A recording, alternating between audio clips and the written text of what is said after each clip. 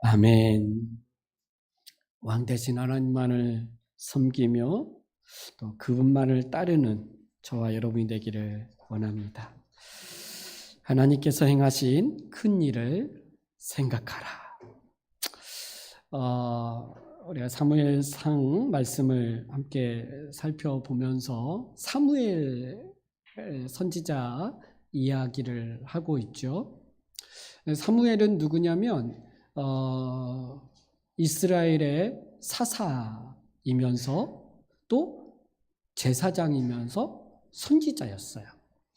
사무엘이 이스라엘 백성들을 다스렸죠. 그 다스림의 방식은 하나님의 말씀으로 다스렸죠. 근데 우리의 인생은 시작이 있으면 끝이 있죠. 씨를 뿌릴 때가 있고요, 걷어들일 때가 있어요. 인생이 지금의 이 모습으로 계속 가는 건 아니에요. 아마 그 지금의 모습은 육신의 모습도 될 수 있지만 사회적으로나 정서적으로나 이 어떤 여러 가지 상황적으로 그것이 계속 가는 건 아니에요. 언젠가는 쉬어야 할 때가 오고 또 지금 힘들어도 언젠가는 좋은 날이 와요. 그렇죠? 우리가 지금 힘들다고 해서 이 힘듦이 계속하는 거 아니거든요. 터널을 지날 때 그 터널 안에 있을 때 그 어둠과 언제 빛이 비칠까 하지만 빛이 비치는 때가 있습니다. 특별히 우리 그리스도인들에게는 하나님께서 우리에게 빛으로 다가오시고 하나님께서 우리의 왕으로서 우리를 다스리시기에 그분의 통치와 다스림 속에서 우리에게 그와 같은 밝은 날들이 옴을 믿으시고 오늘 믿음으로 우리가 삶을 이겨내야 될 줄 믿습니다. 사무엘이 이스라엘을 말씀으로 다스렸는데 이제 사무엘의 때가 저무는 때예요. 우리가 지난주 우리 11장까지 살펴보면서 사무엘이 이제는 이스라엘이 왕을 요구할 때 사울을 왕으로 세웠죠. 이제 한 번도 이스라엘 역사 속에서 경험하지 않은 왕정 시대가 열리고 있는 거예요. 그 전까지는 사사시대였잖아요. 그러니까 이 사사시대의 마지막 사사인 사무엘이 저물어 가야 돼요. 그리고 드디어 하나님이 사울을 왕으로 세웠기에 이 사울 중심으로 이 하나님의 다스림이 일어나야 된단 말이에요. 이때에 사무엘이 마지막 이 사사시대에서 끝나고 왕정시대로 넘어가는 이 시점에서 마지막 설교를 12장에서 설교를 해요. 굉장히 중요한 본문입니다. 사무엘의 이 설교는 사사시대를 끝내고 왕정시대를 들어가는 시점에서 설교한 내용이에요. 그러면 무슨 설교를 했겠습니까? 아주 중요한 설교를 했겠죠. 아주 중요한 설교를 했겠죠. 왜냐하면 자기가 이제 물러나고 새로운 이 시대가 열릴 때에 이 시대를 알리고 저물어 갈 때에 자기가 저물어 가야 되는 이제 사라져야 되는데 이때에 이제 어떤 말을 해야 되는가라고 할 때 아주 중요한 설교를 이제 하는 거죠. 먼저는 1절부터 사무엘은 온 이스라엘 백성들을 길갈로 모아서 이제 설교를 해요. 첫 마디가 이스라엘아 보라 너희가 내게 한 말을 내가 다 듣고 너희 위에 왕을 세웠더니, 그러니까 백성들이 요구를 해서 왕을 달라고 요구하니까 이제 왕을 세웠다는 거예요. 그러면서 이제 왕이 너희 앞에 출입하리라. 출입이라는 말은 이제 다스릴 거라는 거예요. 누가? 왕이. 나는 늙어서 이제 흰머리가 났고 이제 어릴 때부터 오늘까지 너희 앞에 출입하였거니와, 그러니까 내가 지금까지 너희를 다스렸지만 이제 세워진 왕이 너희 앞에 출입하면서 다스리면서 너희를 인도할 것이다, 이렇게 말을 하는 거예요. 그러니까 이제 소개하는 거겠죠. 자기는 이제 물러나니까. 참 이 마지막 생애에 이 어떤 사역을 딱 하고 아름답게 물러나는 거 참 중요한 것 같아요. 사실 한국교회와 또 정치나 이 모든 것들이 문제가 되는 것은 뭐냐면 이 물러날 때에 아름답지가 않아서 그래요. 참 아름다운 이 물러남이 참 사무엘을 통해서 보여주는데, 사무엘이 이렇게 말을 해요. 백성들 앞에서 이제 내가 물러나고 너희에게 왕이 있어서 그가 너희를 다스릴 거다, 이렇게 말하면서 이제 백성들에게 하는 말이에요. 내가 여기까지 너희를 다스리면서 오면서 내가 이제 하나님과 또 이 기름 부음을 받아 세운 이 왕 앞에서 내게 증언하라, 말하라는 거예요. 3절에 무슨 말을 하라고 하냐면, 내가 너희 가운데서 누구의 소를 빼앗은 적이 있냐, 나귀를 빼앗은 적이 있냐, 누구를 속인 적이 있냐, 누구를 압제한 적이 있냐, 누구에게 뇌물을 받아서 내가 눈을 희리게 한 뇌물을 받은 적이 있냐, 말해, 이렇게 말하는 거예요. 말해봐, 이렇게 한 거죠. 그랬더니 백성들이 사무엘에게서 아무것도, 당신은 우리에게 속인 적이 없고 압제한 적이 없고 누구의 손에서 우리의 것을 빼앗은 것이 없습니다, 이렇게 말한 거예요. 그랬더니 사무엘이, 그러면 내가 너희가 내게서 잘못한 것을 찾지 못했으니까 5절에 보면 여호와 앞에서와 이 기름 부음 받은 자 앞에서 오늘 증언해라. 여러분, 증인으로서 증언해라, 이 말이죠. 그러니까 어떤 것의 증인이면 그 증인으로서 말을 해야 돼요. 사무엘이 한평생 이스라엘 백성들을 다스릴 때 하나님의 말씀으로 다스리면서 뭔가 잘못한 게 없다라는 것을 너희가 증인이라면 말하라. 그래서 하나님 앞에서도 백성들 앞에서도, 그리고 특별히 이 기름 부음을 받은 자 앞에서 증언해라, 이렇게 말하죠. 그랬더니 이제 백성들이 이제 그렇게 모두가 다 사무엘에게 아무런 잘못과 뭐 행한 것이 없다, 이제 이렇게 말을 한 거죠. 여러분, 왜 사무엘은 이야기할까요? 내가 깨끗하게 살았다, 이걸 백성들에게 말하려고 할까요? 여러분, 사무엘이 사사로서의 그 이스라엘 백성을 다스린 것은 누가 세운 거예요? 하나님이 세웠죠. 하나님이 사무엘을 세워서 그 하나님의 말씀대로 이스라엘 백성들을 다스릴 때 그는 사적으로 어떤 욕심에 의해서 이스라엘 백성들을 다스리지 않았고, 정말 하나님 앞에서 신실하게 이스라엘 백성들을 다스렸다는 걸 말해줘요. 이 말은 뭐냐면 하나님이 세운 자를 통해서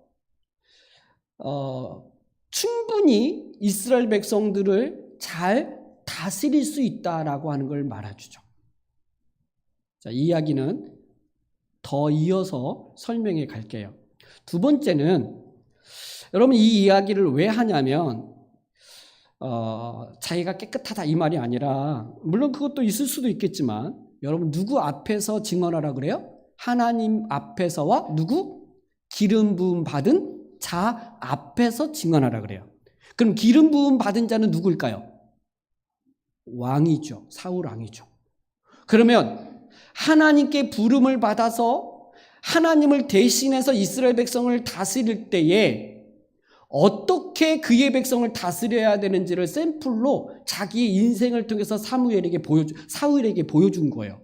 너 왕이 됐지만 왕으로서 어떻게 이스라엘 백성들을, 하나님의 백성을 다스려야 되는지를 보여준 거예요. 왜 그러냐면 사무엘상 8장에 보면 그 이스라엘 백성들이 왕을 요구할 때 그 왕이 너희에게 어떤 일을 할 것인지를 말해준 본문이 있어요. 사무엘상 8장에서 왕이 어떻게 한다 그래요? 너희의 가장 좋은 것들을 빼앗아 가져갈 거다. 너희의 아들들도 데려가다가 그의 군사를 자기 병기를 만드는 데 쓸 것이며 너희의 좋은 토지를 그 왕을 위해서 쓰게 할 거다. 가져갈 거다, 가져갈 거다, 가져갈 거다 이 얘기하는 거죠. 이게 세상의 왕의 통치의 방식이었어요. 근데 하나님이 통치하시는 방식에서는 빼앗는 게 아니에요. 속이는 게 아니에요. 오히려 자기의 것을 주어서 약간 울리는 것 같아요. 풍성하게 하는 그 하나님의 말씀으로 그들을 안전하게 하고 구원하게 하고 이렇게 하시는 이 일을 하는 것이지 빼앗는 게 아니라는 거예요. 그러니까 사울 왕에게 어떻게 보면 다스릴 때 어떤 모습으로 백성들을 다스려야 되는지를 말해주는 거겠죠. 그러나 사울은 여러분도 알다시피 그렇게 하지 않아요. 또 세상의 왕 제도는 그렇지 않아요. 자기의 권력과 힘을 이용해서 빼앗는 거죠. 빼앗는 거예요. 근데 하나님이 세운 왕은 그런 왕이 아니에요. 빼앗는 게 아니라는 거예요. 오히려 하나님이 뭐라고 하십니까? 왕이 되었을 때 너희가 절대 말을 많이 두지 마라. 군대를 많이 두지 말라는 거예요.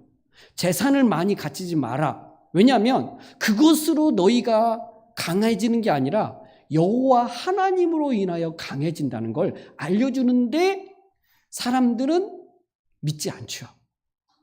뭔가를 가져야 되고 높아져야 되고 이래야 뭔가 좀 더 힘이 있고 강해져야 세상 가운데 살 수 있다고 생각해요. 그래서 그리스도인들조차도 세상의 방식대로 고지론을 이야기해요. 고지론. 높이 올라가야 주의 일을 크게 한다고 이야기해요. 그렇지 않아요. 그건 세상의 잘못된 세속적인 방식이죠. 고지론이 아니에요. 우리는 밑으로 가요. 한 알의 밀이 땅에 떨어져 썩어야 많은 열매를 맺는다. 예수님이 왕으로 오셨지만 십자가에 죽으시는 그 죽음으로 우리의 구원을 이루시는 분이 그게 바로 예수님의 구원과 그분의 사역이었단 말이에요. 교회는요 높아지고 많아지고 힘을 가져야 주의 일을 하는 게 아니에요.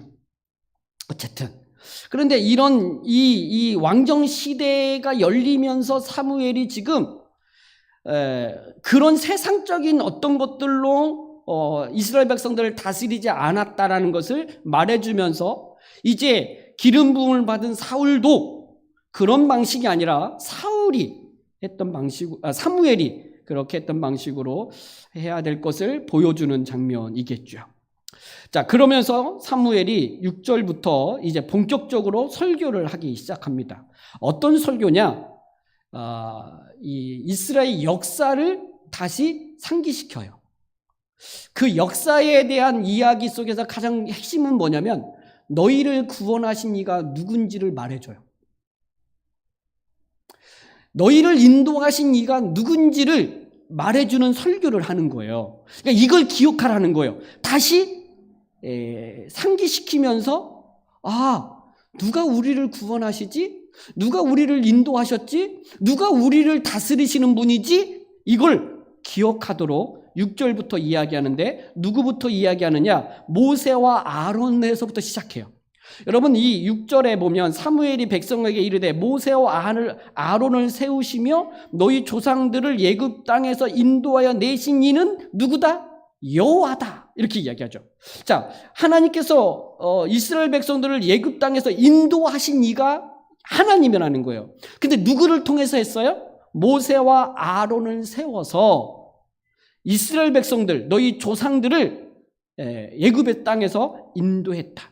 자, 여기서 중요한 건 하나님이 이스라엘 백성들을 인도했다라는 거예요.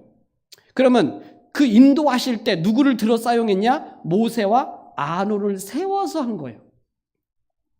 그러면 모세와 아론이 한 게 아니라 하나님이 모세와 아론을 세워서 이스라엘 백성들 구원했잖아요. 그럼 누구를 기억해야 되고 누구를 섬겨야 되고 누구를 따라야 돼요? 하나님을 따라야죠. 자, 그래서 7절 그런즉 너희 가만히 서 있으라. 누가 움직였나 봐요. 안 지르려고 했나 봐요. 가만히 서 있어라. 이렇게 서 있어라. 이렇게 하고 담론하자. 오늘 너희들과 내가 담론하자는 거예요. 한번 이야기 좀 해보자는 거예요. 이야기 좀 해보자는 거예요. 그러면서 내가 한번 말을 해볼 테니까 너희들 잘 들어 하면서 이 사무엘이 백성들, 온 백성들을 길갈에 모아놓고 서서 듣게 해줘. 우리가 설교할 때 서서 들으면 힘들 거예요, 아마. 이제 그렇지, 우리도 그러고 싶진 않지만, 어쨌든 서서 들었어요. 유머하려고 그랬는데 안 됐어요. 자, 8절에 보면 야곱이, 그러니까 이야기하자 해놓고 사무엘이 또 누구 이야기해요? 야곱부터 이야기해요. 그러니까 야곱이 예굽에 들어간 후, 그러니까 요셉이 예굽의 총리가 된 이후에 야곱이 그의 가족들 70명을 데리고 예굽에 들어가잖아요. 그리고 예굽에 들어가가지고 예굽에서 400년 동안 있었어요. 종살이하면서 울부짖었죠. 그래서 여호와께서 모세와 아론을 보내서 그 두 사람으로 너희 조상들을 예굽에서 인도해 내어 이곳에 살게 하였다. 그러니까 지금 압축시켰는데 예굽에 400년 동안 살던 너희의 조상들을 예굽에서 나와서 40년 광야 생활을 거쳐서 가나안 땅에 들어가 이 땅에 살게 하신 이가 누구다? 여호와께서 하셨다. 이렇게 이야기하죠. 그러면 그 여호와 하나님을 잘 믿고 섬기고 그분의 말씀을 따라 살아야 되는데 9절에 보니까 너희 조상들이 어떻게 했대요? 그들이 하나님 여호와를 잊은지라. 하나님을 잊어버린 거예요. 어떻게 잊을 수 있느냐? 뭐 이야기할 수 있겠지만 잊었어요. 잊었어요. 그러자 여호와께서 어떻게 하셨냐? 여호와께서 그들을 하솔 군사령관 시스라의 손과 블레셋 사람의 손과 모압 왕의 손에 넘기셔서 그들을 치게 하셨어요. 여러분, 이 하솔 군사령관 시스라, 이 사람은 누구냐면 그 드보라 사사시대 이야기하는데, 드보라 시대 때 이 시스라가 아주 이스라엘 백성들을 막 치고 막 이렇게 할 때 드보라가 사사로 들고 일어났을 때 이 시스라를 죽이는데, 드보라가 죽인 게 아니죠. 한 여인이 그 관자놀이 옆에 자고 있는 그를 야엘의 아내가 죽이잖아요. 그러니까 여인의 손에 의해서 죽게 했던, 기억 안 나죠? 안 나셨어요? 사사기 설교했지만 그때 그 사람이에요. 그러니까 근데 그의 손을 통해서 이스라엘을 치게 했고, 블레셋 사람들에 의해 손에 의해서 이스라엘 백성들을 치게 했고, 모압 왕의 손을 들어서 그들을 이스라엘 백성을 치게 했다는 거예요. 그러면 치면 어떻게 돼요? 막 부르짖겠죠, 백성들이. 하나님 살려달라고 막 울부짖어요. 그러면 여호와께서 어떻게 하셨대요? 부르짖으면, 우리가 여호와를 버렸나이다 하고 막 부르짖으면 여호와께서 다시 원수들의 손에서 너희를 건지셔서 우리가 주를 섬기게 했다, 이렇게 10절에서 말하죠. 다시 건졌다는 거예요. 너희가 부르짖으면, 아니 죄를 범해서 하나님을 잊어 막 우상을 섬기고 하나님을 예배하지 않고 막 엉망으로 살아가면 하나님이 다시 그들을 쳐서 돌이키게 하고 회개하고 부르짖으면 구원하셨다는 거예요. 누가 구원하셨다는 거예요? 지금 하나님이 하셨다는 거예요. 그러니까 지금 하나님이 이스라엘 백성들을 어떻게 구원하시고 인도하셨는지를 사무엘이 지금 쭉 설교하고 있는 거예요. 그러면서 부르짖을 때, 하나님이 구원하실 때 누구를 통해서 구원했느냐? 11절 여호와께서 여룻바알과 베단과 입다와 나 사무엘을 보내사 너희를 너희 사방 원수의 손에서 건져내사 너희에게 안전하게 살게 하셨거늘. 여기서 여룻바알이 누굽니까? 기억이 안 나죠? 괜찮아요. 기드온이죠? 기드온의 또 다른 이름이 여룻바알이에요. 바알의 신상을 깨부셨다 그래가지고 별명이 붙여진 거예요. 그러니까 여룻바알이죠. 베단은 누구냐면 밑에 각주에 보면 바락이라고 되어 있어. 좋은 성경을 보면 1 해놓고 가로 1 해놓고 밑에 각주에 바락 이렇게 되어 있단 말이에요. 바락은 누구냐? 드보라 시대 때에 함께 싸웠던 군대 장관이었어요. 그리고 입다. 여러분 너무 잘 알죠? 입다. 자기 딸을 번제로 바쳤던, 죽였던 그 입다 사사, 그리고 나 사무엘, 이 네 사람을 언급하는데요. 여러분, 이 네 사람은 언급할 때 이 네 사람의 특징이 있는데 뭐냐면 되게 자격이 없는 사람들이었어요. 물론 사무엘은 그의 어머니 한나가 예를 갖지 못할 때 아들을 갖지 못하니까 막 부르짖으면서 서원하면서 하나님이 주신 아들이 사무엘이잖아요. 그러니까 자격이 없어. 여러분, 기드온은요, 하나님이 사사로 부를 때 막 의심도 많고 막 숨어 있는 사람이고, 바락은 그 당시 여자는요, 인구 숫자에도 그러니까 숫자에도 포함되지 않았어요. 제외됐단 말이에요. 그러니까 그 사사 시대 때에, 그 드보라 사사 시대 때 군대 장관이면 별로 이렇게 눈에 띄지 않아요. 자격이 없는 사람들이요. 이따 이거 형제들을 다 죽이고 사사가 됐는데 거의 약간 불량배의 삶을 살다가 사사로 부름을 받아서 쓰임을 받았던 사람이죠. 그러니까 이런 자격이 없는 거예요. 근데 하나님은 자격이 없는데 이들을 들어서 사사로서의 이스라엘 백성들을 고통 가운데 구원하셨다, 이걸 말해주고 싶은 거예요. 그러니까 누가 지금 주도적으로 이 구원과 인도하심과 역사하심을 누가 하시고 있다고 말하는 거예요? 여호와 하나님이 하셨다는 거예요. 그리고 사람들을 세워서 모세와 아론을 세우고 기드온을 세우고 입다를 세워서 이스라엘 백성들을 구원하였다, 이렇게 얘기하는 거예요. 결국 이스라엘 백성들을 구원하시고 인도하시고 다스리시는 왕은 누구냐? 여호와 하나님이셨다, 이걸 말해주고 싶겠죠. 지금 사무엘은, 왜냐하면 왕을 세우는 걸, 인간의 왕을 세우는 걸 싫어했거든요. 기뻐하지 않았거든요. 그러니까 여기서도 지금 사무엘은 마음에 묻어나는 거예요. 너희가 왕을 원해서 내가 세웠지만, 하나님이 세웠지만 마음에 안 드는 거예요. 지금 진짜 왕은 하나님인데 어떻게 너희가 왕을 요구했냐, 이렇게 얘기해요. 그러면서 그 마음을 12절에 표현을 해요. 12절, 여러분 12절 아주 중요한 본문이에요. 자, 한번 같이 읽겠습니다. 시작.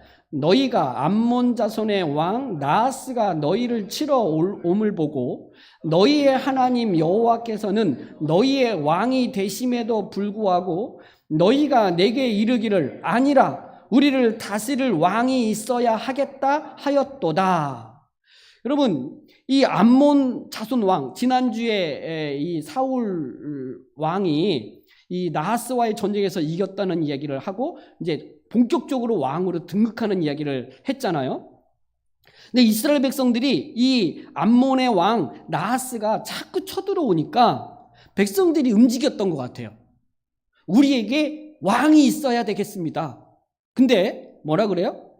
너희의 하나님 여호와께서는 너희의 왕이 되심에도 불구하고, 하나님이 왕이심에도 불구하고 너희가 내게 이르기를 아니라 우리를 다스릴 왕이 있어야 하겠다 하였다. 여기서 중요한 거, 아니라 하나님이 너희를 구원하시는 왕이다, 아니라 하나님이 너희를 인도하셨다, 아니라 하나님이 너희를 다스리신다, 아니라 우리를 다스릴 왕이 있어야 하겠다. 무슨 말이에요? 하나님이 왕이신데 하나님 말고 다른 왕이 우리에게 있어야 되겠다고 말한 거예요.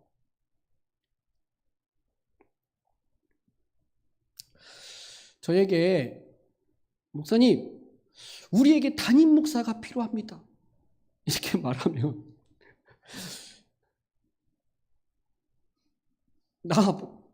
물러나라는 얘기잖아요. 하나님의 왕 되심에도 불구하고 아니라 말고 우리에게 다른 왕을 있어야 되겠습니다, 이렇게 말한 거예요. 지금 이스라엘 백성들이.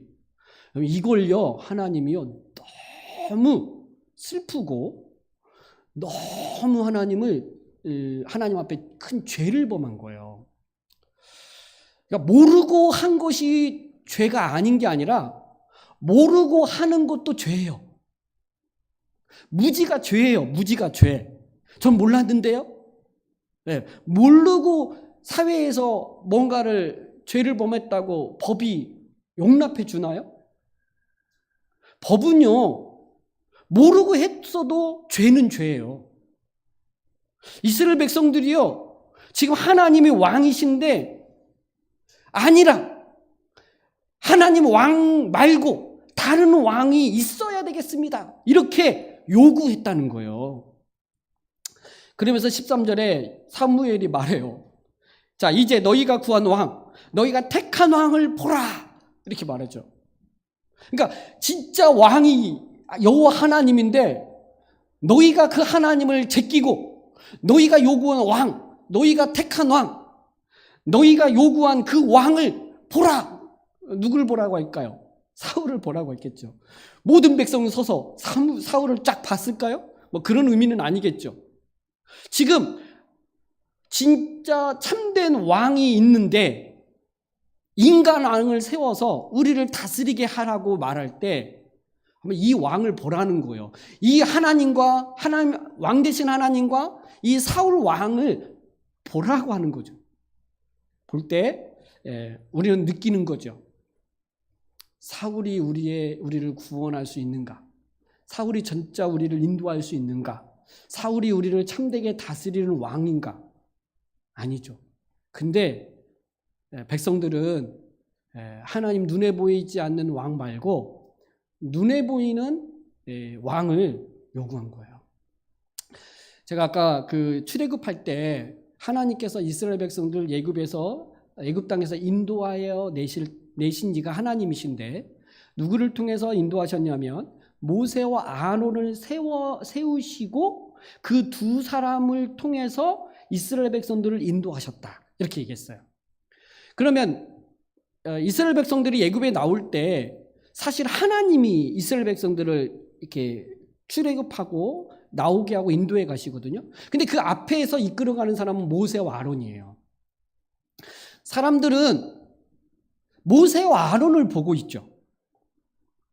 근데 하나님은 지금 모세와 아론을 통해서 이스라엘 백성들을 구원하고 인도해 계시는 거예요.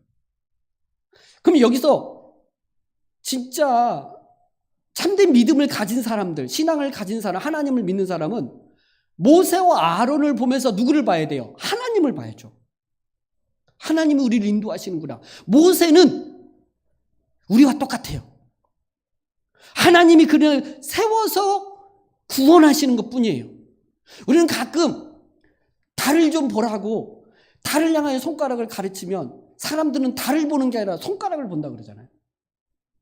아니 달을 보라고 하는데 손가락을 잘 봐. 손이 매니큐어가 칠해졌네, 이쁘네, 주름 졌네, 이런 걸 평가하고 있는 거예요. 이게 어리석은 거죠. 그러니까 지금 하나님께서 이스라엘 백성들을 다스리시는 왕으로서 그들을 구원하셨고 인도하셨고 다스려 가시는 이 하나님이 지금 너희의 하나님인데, 그래서 너희를 구원하시기 위해서 모세도 세웠고 아론도 세웠고 기드온도 세웠고 사무엘도 세워서 여기까지 인도해 오고 계시는데 너희는 지금 나하스가 쳐들어왔다고, 아니 지금까지 이방 사람들의 왕의 제도를 보면서 우리도 저들처럼 왕이 있어야 되겠다. 아니라 하나님이 우리를 구원하셨습니다 이렇게 말할 때 아니라 하나님이 다 우리를 인도해 가십니다. 아니라 하나님 말고 눈에 보이는 왕을 우리에게 있어야 되겠습니다. 이렇게 말하는 것이 얼마나 하나님 앞에 큰 죄인지 모르는 거죠. 근데 지금 사무엘이 사울을 왕으로 세웠어요. 그럼 이제 백성들은 누구를 볼까요? 사울을 보면서 사울의 다스림 아래 있겠죠. 이방 사람들처럼. 근데 하나님은 지금 이 왕정 시대를 들어서면서 그게 아니라고 말하는 거예요. 지금 사울이 너희의 왕으로서 너희를 다스리지만 진짜 너희를 다스리는 이는 누구냐면 하나님이시라고 말해주고 있는 거예요.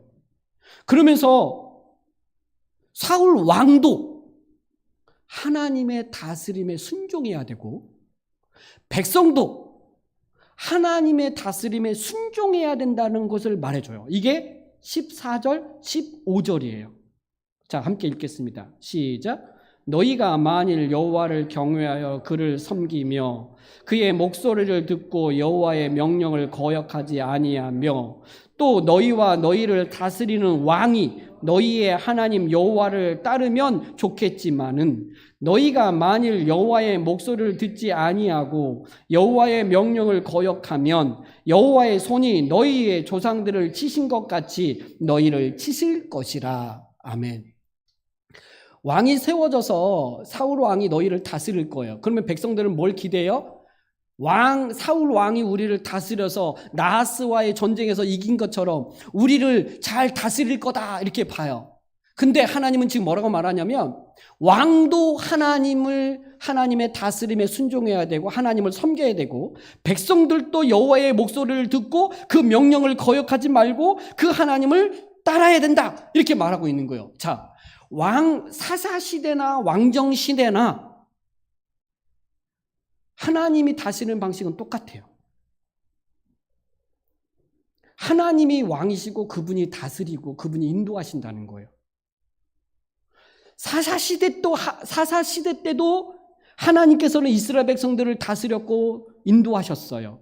왕정시대라고 해가지고 왕이 너희를 다스리고 너희를 인도한다고 보지만 진짜 너희를 구원하고 너희를 다스리고 인도하시는 이는 여호와이기 때문에 왕도 백성도 똑같이 변한 것 없이 하나님만을 섬기고 하나님의 명령을 거역하지 말고 따라야 된다. 이걸 이야기하고 있는 거예요.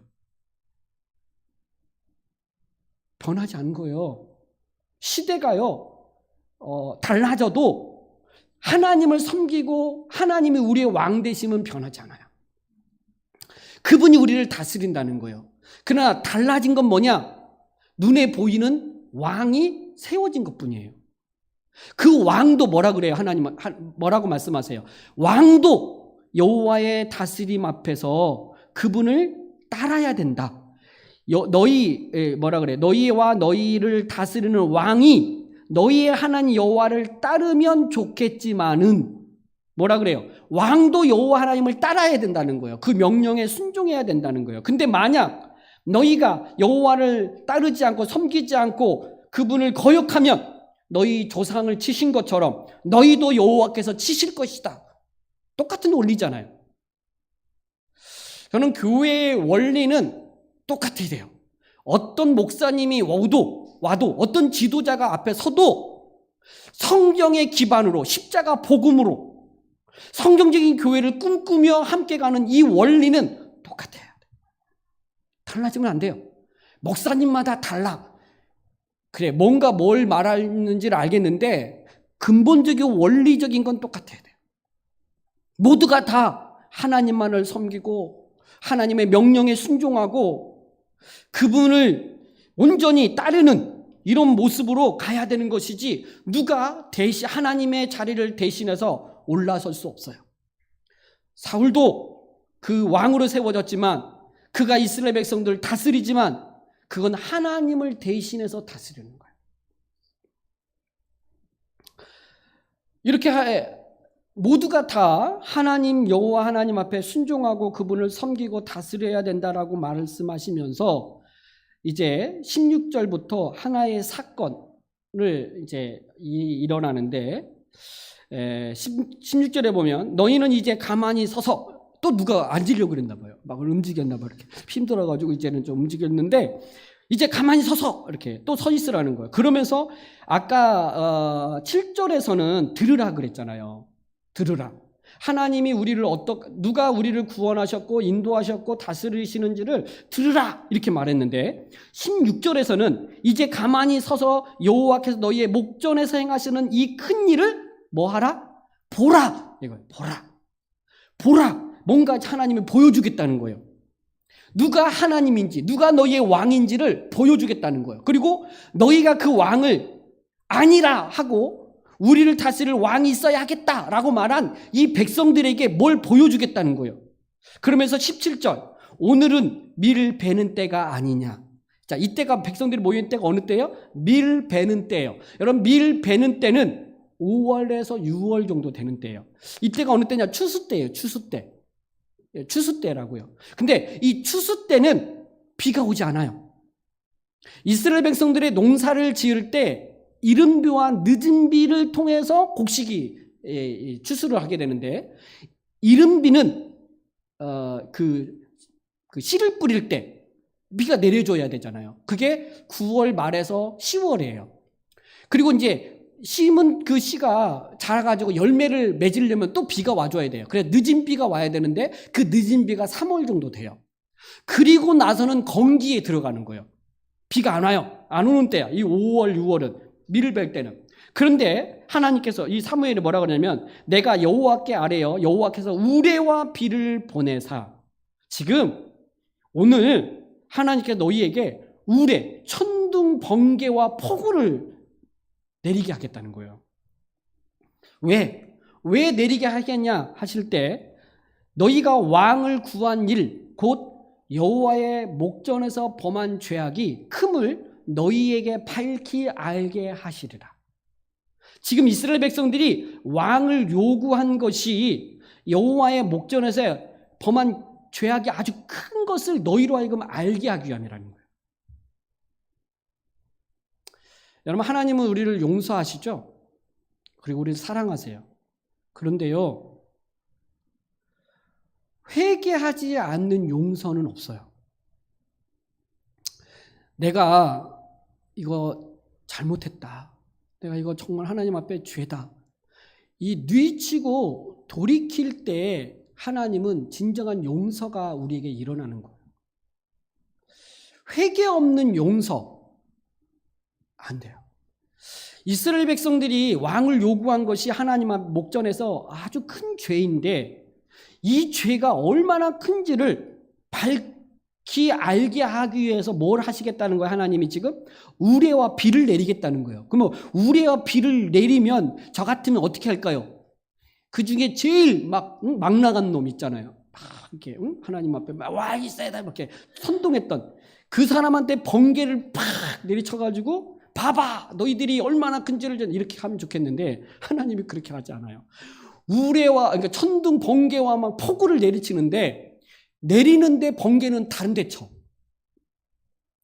근데 이게 천둥 번개와 비를 내릴 때 이게 뭐냐면 하나님의 마음과 감정을 표현한 거예요.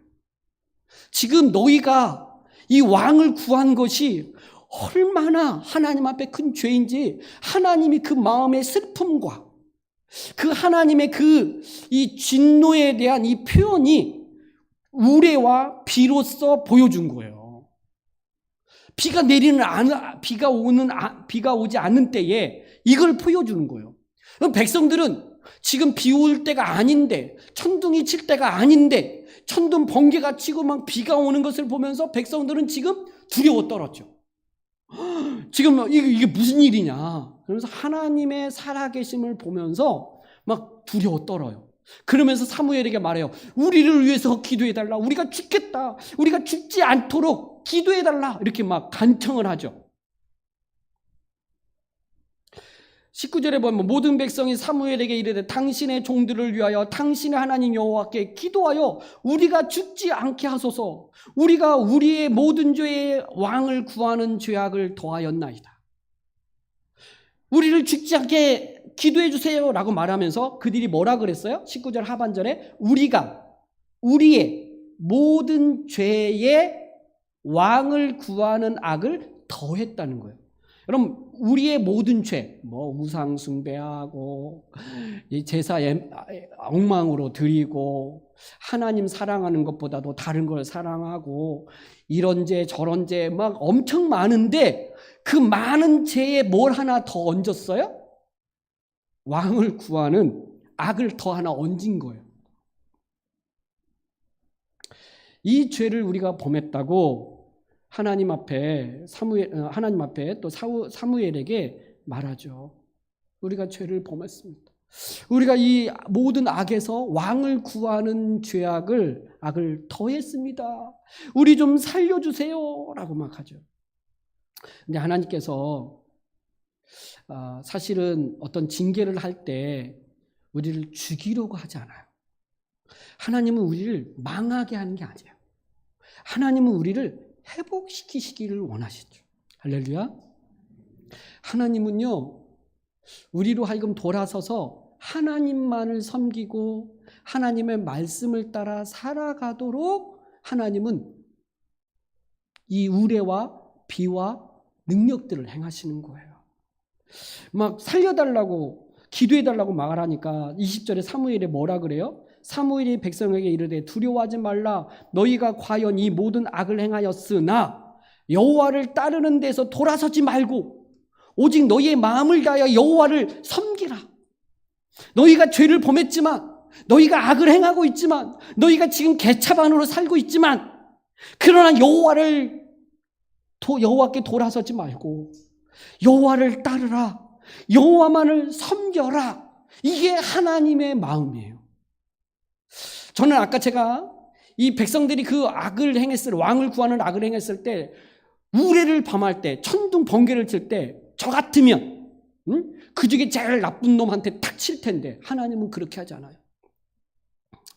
제가 하나님이 아닌 게 다행이죠. 하나님은 그렇게 하지 않아요. 하나님은 그걸 통해서 어떻게 하시기를 원해요? 하나님만을 섬기고 하나님을 따르도록 하기 위해서 지금 이 일을 행하고 있는 거예요. 지금 하나님이 진노하고 있고 마음이 상한 걸 표현하고 있지만, 하나님의 마음을 우레와 비로 표현하고 있지만, 그의 감정을 표현하고 있지만, 그러나 여전히 하나님은 그의 백성들을 사랑하신다는 거예요. 그러니까 하나님 말고 다른 거 섬기지 마라. 다른 거 따르지 마라. 제발. 21절. 너희가 하나님에게서 돌아서서 유익하게도 못하며 구원하지도 못하는 헛된 것을 따르지 말라. 그들은 헛되니라. 제발 헛된 것 따르지 말고 텅 빈 인생 살지 말고 정말 가치 있고 의미 있는 그 하나님의 나라를 위하여, 그의 나라와 그 의를 위하여 살기 위해서 어떻게 할 것인가를 결정하고 그분만을 섬겨라. 제발 그런 것들에서 돌아서라. 유익하지도 못하고 구원하지도 못하고 헛된 것들인데 그걸 따르지 말고 여호와만을 섬겨라. 이렇게 말씀하고 있는 거예요. 그러니까 지금 백성들의 상태는 진짜 안 좋은 상태예요. 왜냐하면 죄를 이런 죄도 범하고 저런 죄 막 엉망으로 범하는데 거기에다가 왕까지 하나님 버리고, 사무엘이 그러잖아요. 왕을 요구할 때 왕을 구한 건 그 통치를 다른 사람에게 넘기라고 한 거거든요. 근데 그때 이스라엘 백성 다스리는 건 사무엘이었는데 왕을 요구한 건 사무엘을 버린 거라고 생각을 한 거예요. 사무엘은. 근데 하나님이 뭐라 그래요? 사무엘에게 너를 버린 게 아니라 나를 버린 거다. 하나님이 세운 사사, 하나님이 세운 사람을 거역하는 건 나를 거역한 거다. 이렇게 말한 거예요.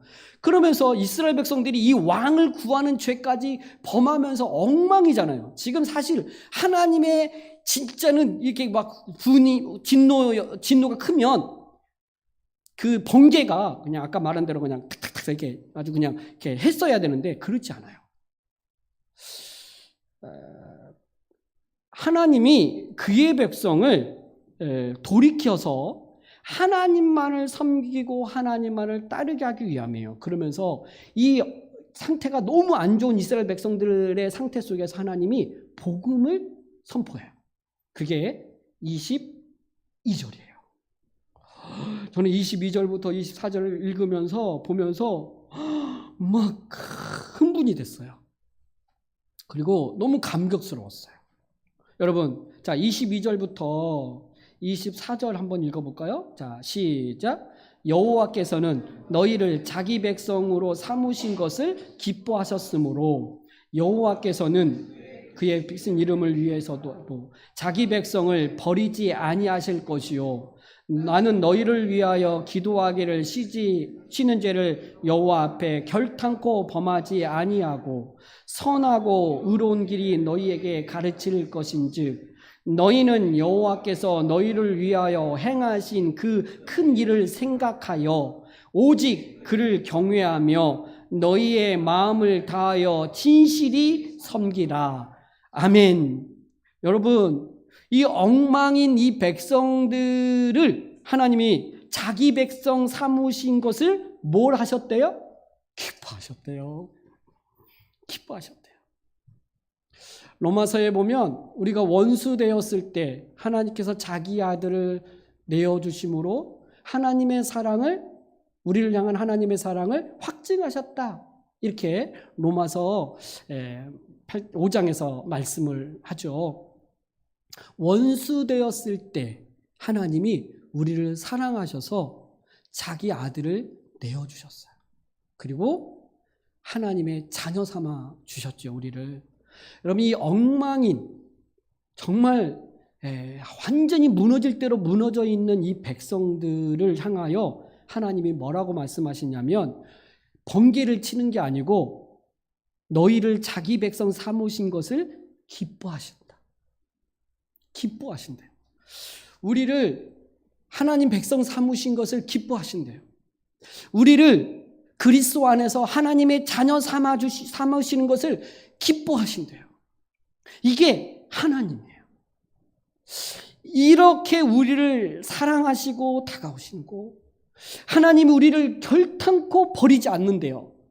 우리를 버리지 않는 그것의 근거가 뭐냐면, 여호와께서 그의 이름을 위해서라도 자기 백성을 버리지 않는데요. 그러니까 하나님의 이름을 걸고 우리를 버리지 않겠다고 말씀하시는 거예요. 그렇게 엉망이고 정말 하나님 앞에 내세울 것이 없는, 정말 부끄러운 그 연약함이 그냥 묻어나는 이런 모습으로 서 있는 나를 하나님이 기뻐하시고 버리지 아니하시고 자기 이름을 걸고 우리를 사랑해 가시는 하나님이시라는 거예요. 여러분, 사무엘이 23절에 나는 너희를 위하여 기도하기를 쉬는 죄를 여호와 앞에 결탄코 범하지 않겠다 이렇게 말할 때, 내가 이제 안 쉬고 너희를 계속 기도할게, 이런 의미로만 있는 게 아니라 하나님이 우리를 끝까지 돌보신다는 거예요. 사무엘이 이스라엘 백성들을 위해서 기도할 때 그 기도하는 건 뭐냐면, 하나님이 쉬지 않고 너희를 돌보신다. 하나님은 쉬지 않고 우리를 돌보시고 이끄시고 구원하시고 다스려 가신다. 이걸 말해주는 거예요. 이걸 아는 사람이 기도하는 거죠. 이걸 아는 사람이, 내가 하나님이 이 백성을 지키시고 돌보심을 아는 사람이 이 백성을 위해서 기도하는 거예요. 돌이키도록, 그리고 하나님만을 섬기도록 이렇게 하는 거예요. 그러면서 사무엘은 또한 기도할 뿐만 아니라 뭐라 그러냐면 23절 하반절에 보니까 선하고 의로운 길을 너희에게 가르칠 것인지, 선하고 의로운 길을 가르치는 것. 여러분, 가르침을 잘 받아야 자라요. 양육을 받아야 자라난다고요. 키가 자라는 게 아니고 믿음이 자라고 신앙이 자라고 하나님을 사랑하는 그 마음이 자라요. 배우지 못하면, 가르침을 받지 못하면 엉뚱하게 가요. 이스라엘 백성들이 사실은 이렇게 엉망이 된 것은, 여러분, 이스라엘 백성들이 그냥 이렇게 자기 현실, 눈에 보이는 것만 막 쫓아가고 그것만 해결하기 위해서 가다 보니까 눈에 보이는 문제는 끊임없이 반복해서 우리에게 문제로 다가오거든요. 여러분, 우리 인생이 문제투성 아닌가요? 이건 문제만 해결하면 좋겠다고 하고 이 문제만 해결하면 될 것 같은데, 이 문제를 해결하고 나면 또 다른 문제가 내 앞에 직면해 있어. 이 문제를 또 해결하려고 부단히 이리 뛰고 저리 뛰고 하다가 어느 정도 해결됐다 또는 안 됐다 뭐 이렇게 결론이 나겠지만, 그렇다고 끝나는 게 아니라 또 다른 문제가 와요. 이게 인생인데 그것만 보고 갈 거냐는 거예요. 여호와 하나님을 보며 가야 돼요. 그분이 우리를 인도하시고 그분이 우리를 다스리시고 그분이 우리를 구원하시는 만왕의 왕 되시기에 그분을 바라보며 가는 이 믿음이 없다면, 저는 이 세상에서 살아가는 우리의 삶이 너무나 비참할 수밖에 없겠다. 이 하나님을 아는 것이 복이죠. 이 하나님을 예배하고 섬기는 것이 은혜이죠. 우리에게 진정한 왕은 예수 그리스도세요. 그분이 우리의 왕으로 오셔서 우리를 다스리시고 우리를 인도해 가시고 우리를 위해서 쉬지 않고 기도하시며 돌보시는 분이 바로 주님이시죠. 그분이 우리 곁에 계시기에, 만왕의 왕 되신 예수 그리스도께서 우리 곁에 계시기에 우리가 안전한 거예요. 여러분, 그 11절에서 4명의 사사를 말하면서 이 4명의 사사를 보내사, 누가? 하나님이. 그래서 원수들의 손에 건지셔서 너희에게 안전하게 살게 하여 하셨거든. 여러분, 이 안전하게 살게 하신 거 평화거든요. 저는 하나님이 우리에게 진정한 샬롬을, 평화를, 안식을 주신다고 생각해요. 세상의 부유함이 우리에게 안식을 주는 게 아니고, 돈이 주는 게 아니고, 하나님이 우리에게 이 안식을 주지요. 그러므로 진정한 우리의 삶의 왕은 누구인가? 누가 나를 구원하고, 누가 나를 인도하고, 누가 나를 다스리시는가? 이 문제.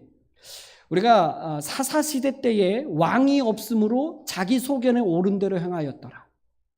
이 연장선상에서 하나님이 왕이심에도 왕을 부정할 때 눈에 보이는 왕을 세웠지만 여전히 하나님께서는 우리를 다스리시고 우리를 인도해 가시고 구원하시는 진정한 왕이 여호와 하나님만이심을 믿고, 이걸 알면 어떻게 할까요? 이걸 알면, 하나님이 나의 왕이고 나를 다스린다, 이걸 알면 어떻게 할까요? 그러면 24절이죠. 너희는 여호와께서 너희를 위하여 행하신 이 큰 일을 생각하여. 좀 생각해라.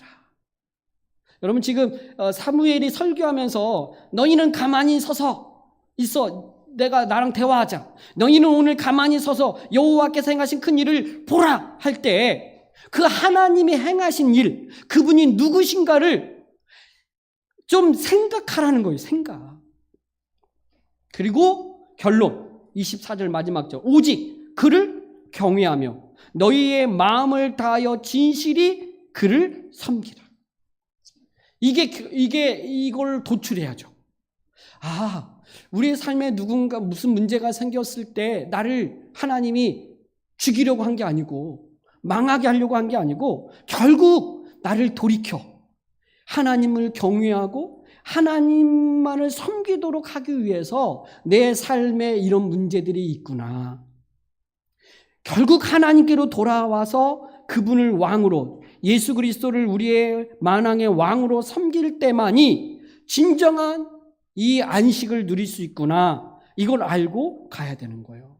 그런데 만일, 25절, 만일 이렇게 섬겨야 되는데 만일 너희가 여전히 악을 행하면, 우상 숭배, 또 다른 걸 사랑하면서 하나님 앞에 나아가지 못하고 또 하나님이 대신 하나님이 아닌 다른 거 아니라 하면서 다른 걸 섬기는다면 너희와 너희 왕이 다 멸망하리라. 그럼 우리가 우리의 삶을 살아갈 때 아니라 이거 하지 않았으면 좋겠어요. 하나님이 우리의 왕으로 그분이 말씀하시면 순종하겠습니다. 이것이 하나님의 뜻입니까? 이것이 하나님이 우리에게 원하시는 모습입니까? 아멘. 이게 이 모습인 거예요.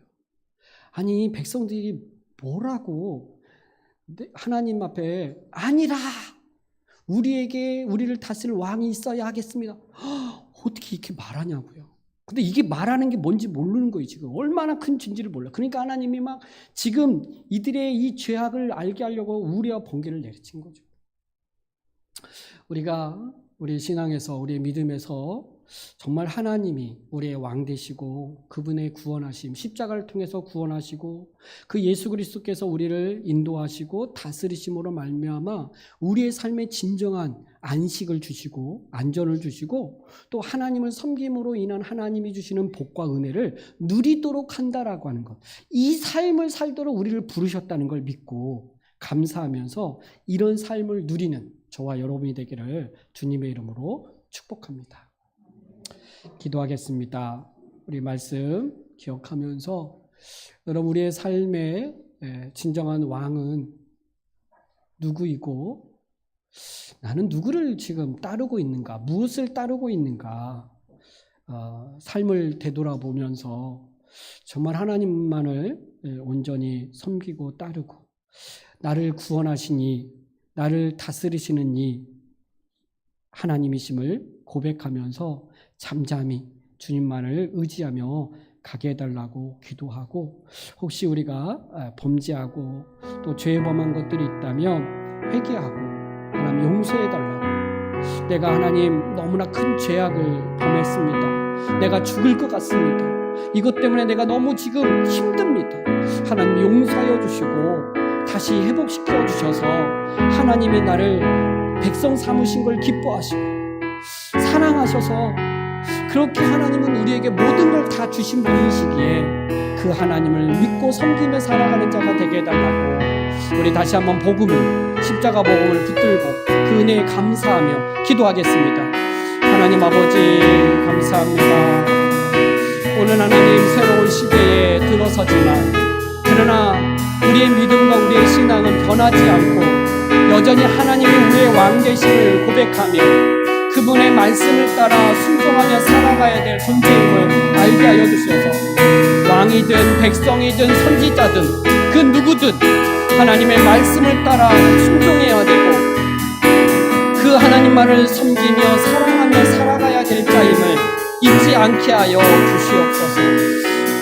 하나님, 우리가 어리석어서 우리의 죄악 가운데에 하나님의 자리를 다른 것으로 대신하려고 하는 그 죄악을 용서하여 주시고 이것이 얼마나 하나님 앞에 큰 죄악인지를 알게 하여 주셔서 돌이키게 하시고 회개하게 하시고 다시 한번 하나님의 은혜 가운데 회복되어 갈 수 있도록 하나님 축복하여 주시기를 원합니다. 하나님께서는 그 연약한 모습 그대로 우리를 기뻐하시고 하나님의 백성 삼으시고 하나님의 자녀 삼으심에 기뻐하시고 사랑하시는 그 하나님의 은혜를 붙들고 다시 한번 하나님 앞에 나아가 은혜의 삶을 살아갈 수 있도록 주여 인도하여 주시기를 원합니다. 하나님 붙들어 주시옵소서. 주여 하나님 우리 가운데 함께하여 주시옵소서. 말씀이 말씀 되어지게 하시고 그 말씀 가운데 역사하시는 하나님을 보게 하시고 또 믿게 하시고 순종하게 하시고 주님의 말씀을 따라 행할 수 있도록 주여 역사하여 주시옵소서. 우리 하나님 사랑하는 성도들 가운데에 하나님 죄악 가운데 있다면 용서하여 주시고 돌이키게 하시고 못된 것들 유익하게 하지 못하는 것 구원하지 못하는 것들을 섬기지 않도록 주여 깨닫게 하여 주시옵소서. 하나님 그렇게 역사하여 주시옵소서.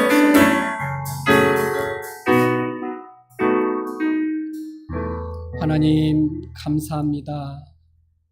정말 어리석고 무지하고 정말 하나님 앞에 그렇게 살아가는 것이 어떤 것인지도 모르고 행했던 그런 존재들인데 그럼에도 불구하고 예수 그리스도의 십자가 안에서 우리를 자녀 삼아주시고 백성 삼아주시는 것을 기뻐하시는 하나님, 있는 모습 그대로 주님 앞에 나아가오니 우리를 회복시켜 주시고 다시 한번 강건케 하여 주시고 그 십자가의 은혜 아래서 하나님의 그 주신 은혜 속에서 담대하게 참된 모습으로 살아갈 수 있도록 하나님 축복하여 주시옵소서.